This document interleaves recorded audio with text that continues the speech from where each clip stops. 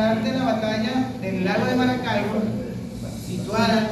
específicamente en el año 1823, por eso hoy en día se cumple el bicentenario, un 24 de julio,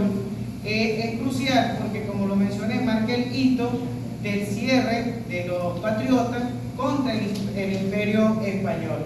¿Qué ocurre en esta batalla? Cuando en 1811 el Libertador proclama la República de Venezuela en ese entonces, o la Gran Colombia, como era determinada, muchos consideraban que hasta allí había quedado la independencia de Venezuela y estábamos libres del yugo imperialista. Pues, sin embargo, en ese entonces, el general Morales, que era uno de los realistas del Imperio Español, logra posicionarse en Maracaibo. Primero llega a Puerto Cabello y luego va hacia Maracaibo con un grupo de la tropa realista española. Una vez que Bolívar conoce todo este tipo de circunstancias que se están presentando en dicho territorio, se comunica con el general Urdaneta y dice que tienen que llegar a un acuerdo porque no pueden permitir que Morales siga adueñándose de la parte que correspondía, y donde habían determinado que la capitanía de Maracaibo era la capital en ese entonces para España de Venezuela, cuando ya en el año 1811 se había determinado que Caracas era la capital en ese momento de la República de Venezuela, o lo que pertenecía a la Gran Colombia. Entonces, una vez que el general Urdaneta se comunica también con Paula de Santander, llegan a un acuerdo que tienen que vencer a este grueso que queda del ejército realista. Envían al general José Padilla con una tropa, en ese momento, de 4 bergantines, entiéndase que son unos barcos sumamente grandes, lo que podríamos hoy en día nosotros conocer como un portaaviones, por decirlo así. Claro, en menor dimensión, sino con la capacidad que hoy en día corresponde para el momento, exacto. 4 bergantines, eran 3 corbetas, 4 corbetas, 3 flecheras y 4 lanchas. Con eso hacía un total de 800 hombres para el momento, y no contaban como tal con los recursos que tenía el general Morales en la parte de Cuba, puesto que Cuba le suministraba comida, armamento, hombres a la parte de que estaba en Maracaibo, ¿no? Una vez que el general Padilla llega a lo que es el estrecho, de repente quien ha ido a Maracaibo sabe que en el puente es porque está ese estrecho allí, ¿no? Una vez que llega allí, desde el castillo de San Carlos, es bombardeado. Toda la tropa patriótica o republicana es bombardeada por el general en ese entonces, Ángel Lacorte, que fue quien toma la rienda porque Morales retoma Cuba. Ese día se pierde uno de los bergantines, que es el bergantín Gran Bolívar, y hace de repente que merme un poco lo que tiene que ver con el ejército patriótico. Sin embargo, Padilla no se rinde, llega a las costas de lo que son en ese entonces, no era reconocido todavía como el estado Zulia, y arma un grupo con el general Manrique para poder derrotar al grueso que queda del Imperio Español. Esto ocurre justamente el 24 de julio de 1823, donde por fin, una vez que Morales se retira de Maracaibo, deja a la corte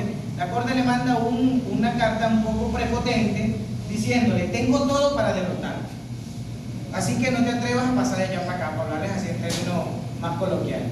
porque te estoy esperando con mis hombres, y tengo en su momento, eran 5 bergantines, contaban con 4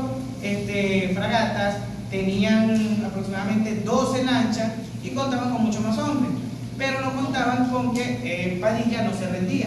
quería simplemente decir, y se le respondió: puede ser más que nosotros, pero somos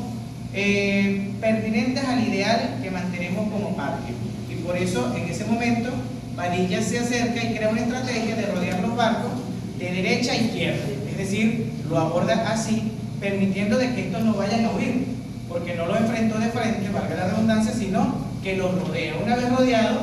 pues no se ve en otra que Lacorte intentar de vencer a la gente independentista Y sin embargo, los hombres que estaban, tanto que eran colombianos como venezolanos, derrotan a las 6 de la tarde al gobierno, al imperio que quedaba en ese momento de España. Nosotros preguntamos, oye, tan larga la historia, a veces un poco precisa, pero ¿qué nos da a entender el bicentenario de la batalla del Lago de Maracaibo? Que si no hubiese realizado en ese momento el general Padilla este aborde, nosotros no hubiésemos vencido ni hubiésemos celebrado la independencia como la conocemos,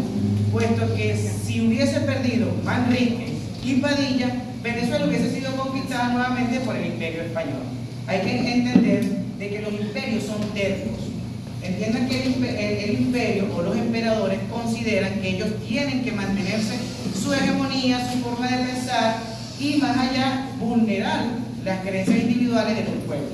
Por eso es que en 1823, cuando ocurre esta gesta independentista que sella como tal el reconocimiento tanto de la Gran Colombia para el entonces, como el reconocimiento de Bolívar como libertador, nos permite entender que como venezolanos, como maestros, no simplemente debemos quedarnos en entender para qué son las batallas. Las batallas por la historia no es simplemente para conocer y decir, bueno, somos libres, pero ¿por qué soy libre?